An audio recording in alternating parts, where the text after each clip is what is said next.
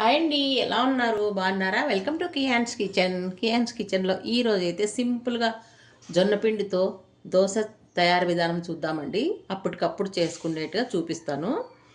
నేనైతే ఇక్కడ ఒక కప్పు జొన్న పిండి తీసుకున్నానండి, ఒక కప్పు బియ్యం పిండి, 2 ఆనియన్స్ సన్నగా తరిగి పెట్టుకున్నాను, 2-3 పచ్చిమిర్చి సన్నగా తరిగినానండి, కొద్దిగా క్యారెట్ తురుము, కొద్దిగా కరివేపాకు సన్నగా తరిగి పెట్టినానండి, కొత్తిమీర సన్నగా తరిగి పెట్టిండేది. ఇప్పుడైతే ఇవన్నీ మిక్స్ చేసుకుందామండి. ముందుగా మనమైతే ఒక గిన్నె తీసుకొని ఆ గిన్నెలోకి జొన్న పిండి వేసుకుందామండి. ఆ తర్వాత బియ్యం పిండి ఒకటి,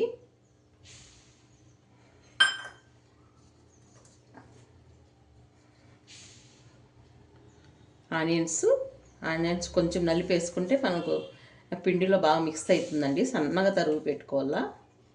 పచ్చిమిర్చి, ఆనియన్స్ అన్నీ వేసేసుకునేదనండి. ఇంకా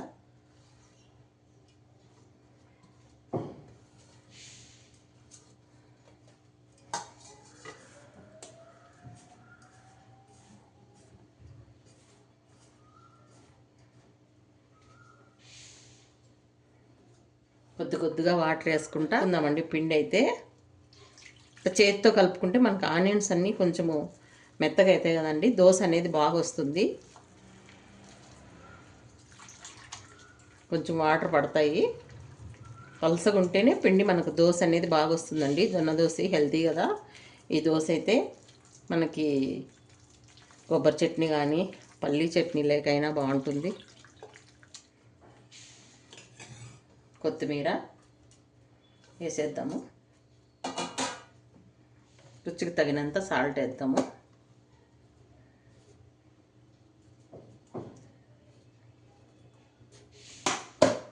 పలసగా ఉండాలండి మనకి దోశ బ్యాటర్ అనేది. ఏం దిక్కు తోచదు కదండి, మార్నింగ్ లేస్తానే ఏం టిఫిన్ ఏమంటే మనకి ఇంట్లో అన్ని పిండిలు ఉంటాయి కాబట్టి ఇలా ఒకసారి ట్రై చేయండి, చాలా బాగుంటుంది. ఏ చట్నీ ఉన్న టమాటో చట్నీ ఎలాగే ఉంటుంది కదండి మన ఇంట్లో, అలా చేసుకొని ఇలా చేసి పెడితే పిల్లలు కూడా ఇష్టంగా తింటారండి. ఇంకా కొద్దిగా వాటర్ వేద్దాము. పలసగా వస్తేనే అండి ఈ దోశ అనేది బాగుంటుంది.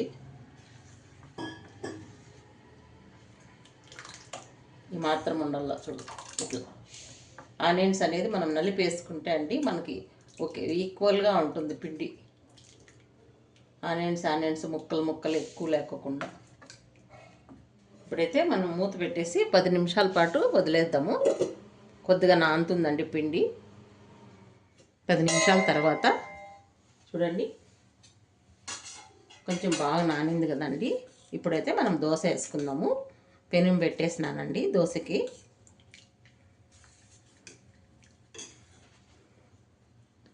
వేడిగా క్రిస్పీగా చాలా బాగా వస్తాయండి దోశలు అయితే.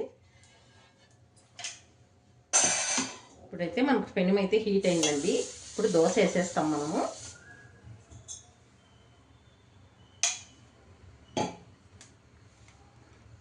పిండి బాగా కలుపుకొని వేసుకోవాలండి దోశ.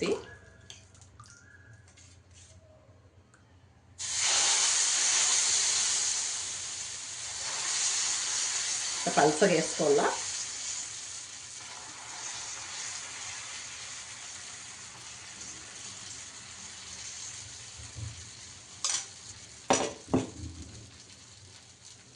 కొద్దిగా ఆయిల్ వేద్దాము. దోశ అయితే బాగా కాలాలండి, రోస్ట్గా రావాలా. అప్పుడే మనం రెండో వైపు తిప్పుదాము.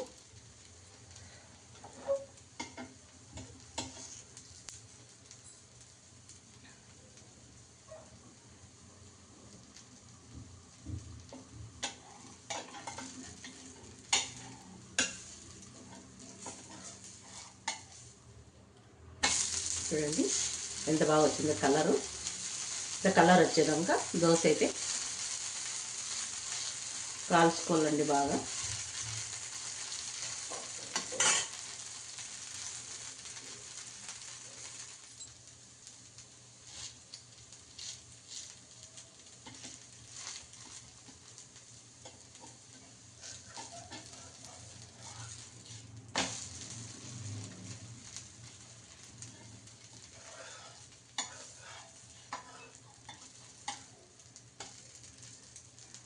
ఇప్పుడైతే ప్లేట్లోకి తీసుకుందామండి.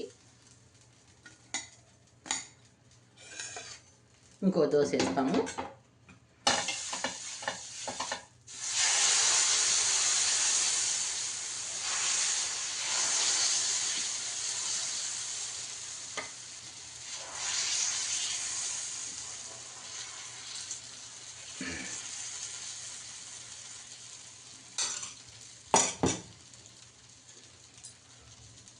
సేమ్ ఆ దోశ లాగానే ఈ దోశ కూడా క్రిస్పీగా కాల్చుకోవాలండి.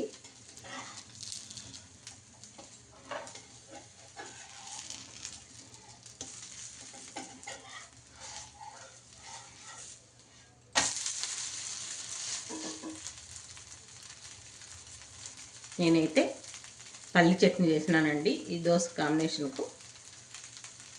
చాలా బాగుంటుంది. టమాటా పచ్చడి అయినా వేసుకోవచ్చు. ఇంట్లో ఏవో పొడి ఉన్నా పొడి చల్లుకొనైనా దోశ వేసుకొని తినేయచ్చండి. అదే కావాలా ఇదే కావాలా అనేది ఏముండదు. మనకు పిండి ఉంటే ఏ పిండి ఉన్నా మనం ఇలా రెడీ చేసుకోవచ్చండి బ్రేక్ఫాస్ట్ సింపుల్గా.